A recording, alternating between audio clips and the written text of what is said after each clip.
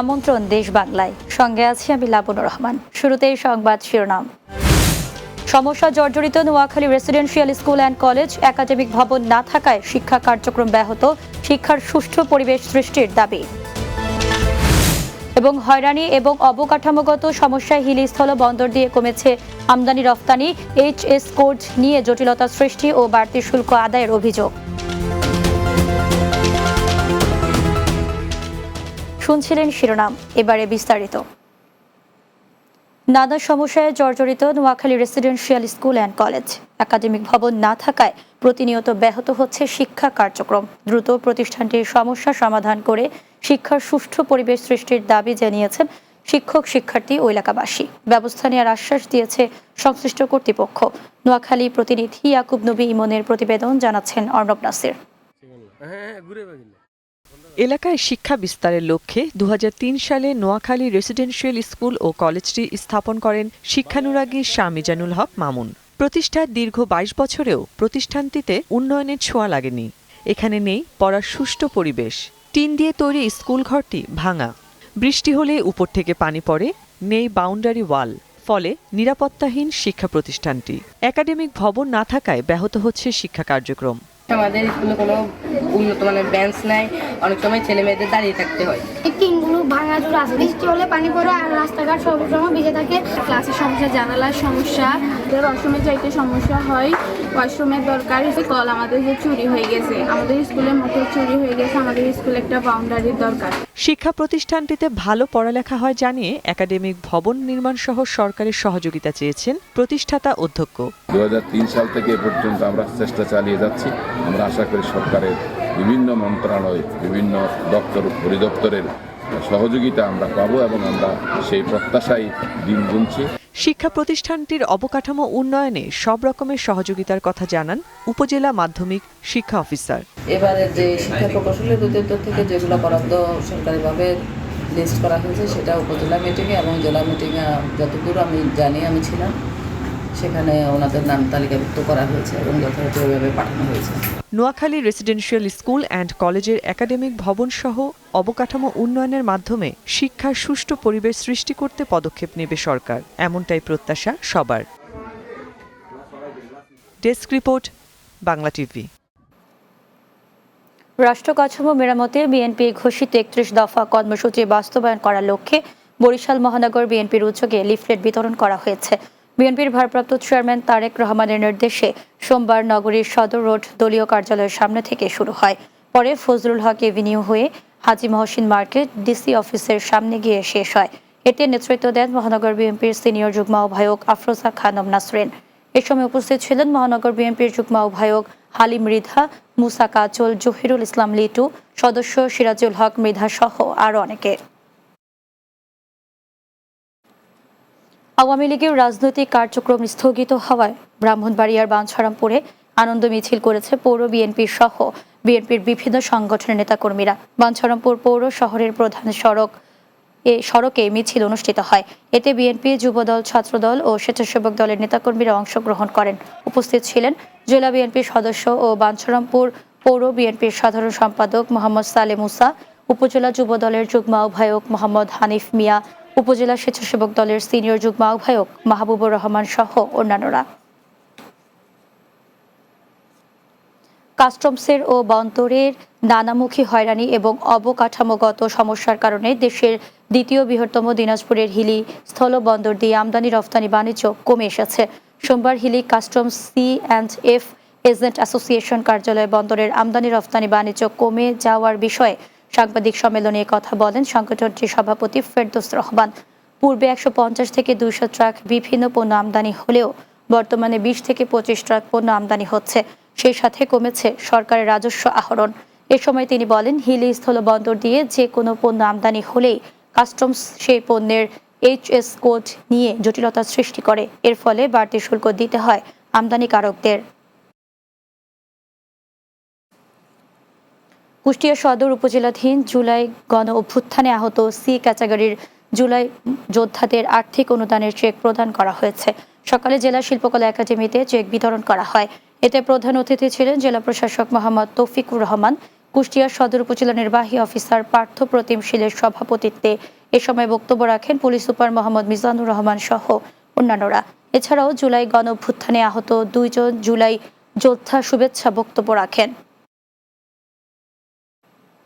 কবির বাল্যস্মৃতি বিজড়িত ময়মনসিংহের ত্রিশালে কাজী নজরুল ইসলামের 126তম জন্মজয়ন্তী জাতীয় পর্যায়ে উদযাপনের দাবিতে মানববন্ধন বিক্ষোভ মিছিল অনুষ্ঠিত হয়েছে। ত্রিশালে ঢাকা ময়মনসিংহ মহাসড়কের নজরুল অডিটোরিয়ামের সামনে আমরা ত্রিশালবাসী ব্যানারে এই মানববন্ধন অনুষ্ঠিত হয়। এতে রাজনৈতিক নেতৃবৃন্দ, শিক্ষক, শিক্ষার্থী, সাংস্কৃতিক সংগঠন, সাংবাদিক, সুশীল সমাজের প্রতিনিধি সহ ত্রিশালের সর্বস্তরের মানুষ অংশগ্রহণ করেন। শেষে একটি বিক্ষোভ মিছিল বের হয়ে শহরের বিভিন্ন সড়ক প্রদক্ষিণ করে উপজেলা নির্বাহী অফিসারের কার্যালয়ের সামনে গিয়ে শেষ হয়। পরে জেলা প্রশাসকের মাধ্যমে প্রধান উপদেষ্টা বরাবর স্মারকলিপি প্রদান করা হয়। ময়মনসিংহের ভালুকায় বকেয়া বেতনের দাবিতে মহাসড়ক অবরোধ করে বিক্ষোভ করেছে রোর ফ্যাশন কারখানার শ্রমিকরা। সোমবার উপজেলার পল্লী বিদ্যুৎ এলাকায় ঢাকা ময়মনসিংহ মহাসড়ক অবরোধ করে বিক্ষোভ করেন তারা। শ্রমিকরা জানান, কারখানার কর্তৃপক্ষ গেল 4 মাসের বকেয়া বেতন ও বোনাস পরিশোধ না করে কারখানা লে অফ ঘোষণা দেয়ায় শ্রমিকেরা মহাসড়ক অবরোধ করে বিক্ষোভ করে। পরে স্থানীয় প্রশাসন, পুলিশ ও সেনাবাহিনী ঘটনাস্থলে পৌঁছে বিক্ষুব্ধ শ্রমিকদের মহাসড়ক থেকে সরিয়ে দেয়।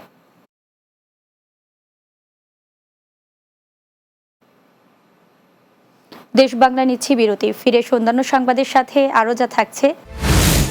গাজীপুরে 2 দিনের জাতীয় বিজ্ঞান ও প্রযুক্তি সপ্তাহ, বিজ্ঞান মেলা এবং জাতীয় বিজ্ঞান অলিম্পিয়াড অনুষ্ঠিত, বৈজ্ঞানিক যন্ত্রপাতি প্রদর্শন।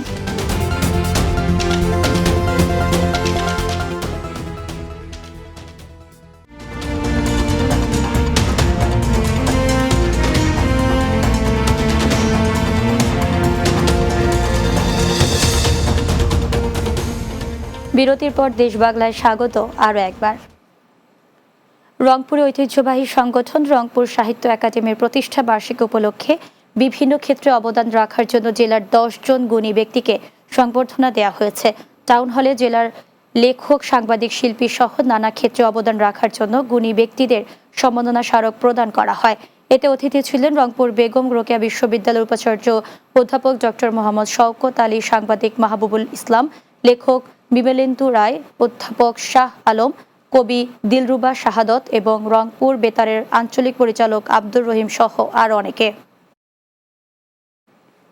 পিরোজপুর জেলা বিএনপির সদস্য সচিব গাজী ওয়াহিদুজ্জামান লাবলুর বিরুদ্ধে একটি জাতীয় পত্রিকায় উদ্দেশ্য প্রণোদিত ও বানোয়াট সংবাদের প্রতিবাদে সংবাদ সম্মেলন অনুষ্ঠিত হয়েছে। পিরোজপুর প্রেস ক্লাব মিলনায়তনে এ সংবাদ সম্মেলন করেন জেলা বিএনপি সদস্য সচিব গাজী ওয়াহিদুজ্জামান লাবলু। এ সময় তিনি লিখিত বক্তব্যে বলেন, গত 10 মে একটি জাতীয় দৈনিক পত্রিকায় তার বিরুদ্ধে যে সংবাদ প্রকাশিত হয়েছে তা সম্পূর্ণ মিথ্যা, বানোয়াট ও কাল্পনিক। এতে জেলা বিএনপির আহ্বায়ক কমিটির সদস্য আব্দুল সালাম বাতেন, সদস্য শেখ শহীদুল্লাহ সহি, সদস্য হাসানুল কবির লিন, জেলা শ্রমিক দলের সাধারণ সম্পাদক আফজাল হোসেন টিপু সহ অন্যান্যরা উপস্থিত ছিলেন। গাজীপুরে 2 দিনব্যাপী 46তম জাতীয় বিজ্ঞান ও প্রযুক্তি সপ্তাহ, বিজ্ঞান মেলা এবং 9ম জাতীয় বিজ্ঞান অলিম্পিয়াড অনুষ্ঠিত হয়েছে। জেলা শহরের রাজবাড়ী মাঠে এই মেলার উদ্বোধন করেন জেলা প্রশাসক নাফিসা আরেফিন। এতে সভাপতিত্ব করেন অতিরিক্ত জেলা প্রশাসক সোহেল রানা। মেলায় জুনিয়র এবং সিনিয়র গ্রুপের বিভিন্ন স্কুল ও কলেজ থেকে শিক্ষার্থীরা এবং বিশেষ ফেসবুক গ্রুপ, বিভিন্ন বিজ্ঞান ক্লাব থেকে ক্ষুদে বিজ্ঞানীরা 22টি স্টলে তাদের সৃজনশীল ও মেধাভিত্তিক উদ্ভাবিত বৈজ্ঞানিক যন্ত্রপাতি প্রদর্শন করে। মাগুরার হাজরাপুরে লিচু জিআই স্বীকৃতি পাওয়ায় চলতি মৌসুমের প্রথম হাজরাপুরি লিচু সংগ্রহের মাধ্যমে লিচু মেলা অনুষ্ঠিত হয়েছে। হাজরাপুর ইউনিয়ন পরিষদ সংলগ্ন লিচু বাগানে জেলা প্রশাসন মাগুরার উদ্যোগে এ অনুষ্ঠানের আয়োজন করা হয়। এতে সভাপতিত্ব করেন জেলা প্রশাসক মোহাম্মদ ওহিদুল ইসলাম। এ সময় উপস্থিত ছিলেন জেলা পুলিশ সুপার মিনা মাহমুদা, জেলা কৃষি সম্প্রসারণ অধিদপ্তরের উপপরিচালক মোহাম্মদ তাজুল ইসলাম, অতিরিক্ত জেলা প্রশাসক মোহাম্মদ আব্দুল কাদের, সদর উপজেলা নির্বাহী কর্মকর্তা মোহাম্মদ হাসিবুল হাসান, জেলা বিএনপির আহ্বায়ক আলী আহমেদ সহ স্থানীয় লিচু চাষিরা। জমকালো আয়োজনের মধ্য দিয়ে বরিশালের উজিরপুরে চেয়ারম্যান কাপ ফুটবল টুর্নামেন্টের উদ্বোধন করা হয়েছে। উপজেলার বড়াকোঠায় নবজাগরণ ক্লাব মাঠে খেলার উদ্বোধন করা হয়। নবজাগরণ ক্লাব ও পাঠাগারের উদ্যোগে এ টুর্নামেন্টের উদ্বোধন করেন জাতীয়তাবাদী ছাত্রদলের কেন্দ্রীয় কমিটির সাবেক সাধারণ সম্পাদক মোহাম্মদ সাইফ মাহমুদ জুয়েল। এছাড়া উদ্বোধক হিসেবে বড়াকোঠা ইউনিয়নের সাবেক চেয়ারম্যান মোহাম্মদ ফিরোজ হোসেন সার্বিক সহযোগিতা করেন। টুর্নামেন্টে মোট 18টি দল অংশগ্রহণ করে। খেলায় ধামুরা ইয়াং স্টার 3-0 গোলে আলোকিত ছাত্র সমাজকে পরাজিত করে। সকল পোলাপানি বিভিন্ন ধরনের বিভিন্ন জায়গায় নেশায় জড়িত হয়ে গেছে, খেলাধুলা নাই বললেই চলে। মাদকমুক্ত সমাজ বিনির্মাণ করা, তারুণ্যকে আবার মাঠমুখী করা, ক্লাসমুখী করা এবং স্বাধীন সার্বভৌমভাবে সবাইকে ঐক্যবদ্ধ রেখে সম্প্রীতির বাংলাদেশ বিনির্মাণ করা। শেষ করছি দেশ বাংলা। যাওয়ার আগে সংবাদ শিরোনামগুলো জানিয়ে দিচ্ছি আরও একবার। সমস্যা জর্জরিত Noakhali residential school and college. Academic ভবন না থাকায় শিক্ষা কার্যক্রম ব্যাহত, শিক্ষার সুষ্ঠু পরিবেশ সৃষ্টির দাবি। হয়রানি এবং অবকাঠামোগত সমস্যা হিলিস্থল বন্দর দিয়ে কমেছে আমদানি রফতানি।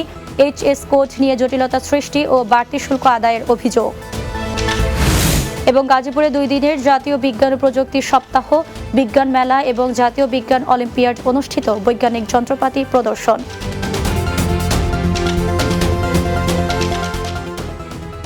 এই ছিল দেশ বাংলায়। আমাদের পরবর্তী সংবাদ বিকেল 4:30 দিনের বাংলা দেখার আমন্ত্রণ রইল। এতক্ষণ সঙ্গে থাকার জন্য ধন্যবাদ সবাইকে।